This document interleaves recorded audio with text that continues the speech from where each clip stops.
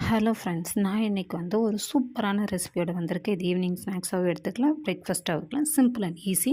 ஒரு பாத்திரத்தில் ஒரு கப் அரிசி மாவு எடுத்துக்கோங்க, நம்ம இடியாப்பு மாவு எடுத்துக்கோங்க. அதில் வந்து வார்ம் வாட்டர் ஊற்றி நல்லா பிசைஞ்சுக்கோங்க, சப்பாத்தி மாவு மாதிரி. அதை இந்த மாதிரி உருட்டி உருட்டி எடுத்துக்கோங்க. உங்களுக்கு எந்த ஷேப் வேணுமோ அந்த மாதிரி எடுத்துக்கோங்க. நான் இந்த ஷேப் எடுத்துக்கிறேன். இது எல்லாத்தையும் உருட்டிட்டு ஒரு இட்லி பாத்திரத்தில் வந்து நல்லா தண்ணியை சூடு பண்ணிவிட்டு, நம்ம இட்லி பாத்திரம் பள்ளிய மேலே அதை வச்சு ஒரு ஈரத்துணி போட்டு நல்லா எல்லாத்தையுமே பரப்பி விட்டு வேக வச்சுக்கோங்க. இது வந்து ஒன்றோட ஒன்று ஒட்டாது, நீங்கள் பயப்பட வேண்டியதில்லை. பிகினர்ஸ் கூட ஈஸியாக ஹேண்டில் பண்ணலாம்.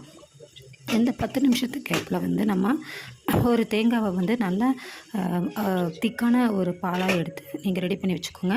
தேங்காய் பாலில் நீங்கள் ஏலக்காய் சேர்க்குறதா இருந்தால் நீங்கள் சேர்த்துக்கலாம், வேண்டானா ஆப்ஷனல் தான். இப்போ அதை நல்லா வந்து நம்ம மிக்ஸ் பண்ணி சுகர் போட்டு மிக்ஸ் பண்ணி வச்சுட்டு நம்ம ரெடி பண்ணியிருக்கோம் பாருங்கள். இது வந்து இந்த கிளாஸி ஃபினிஷிங் வரணும், வந்தால் தான் வெந்ததாக அர்த்தம். இதில் நம்மளோட தேங்காய் பாலை ஊற்றி சர்வ் பண்ணி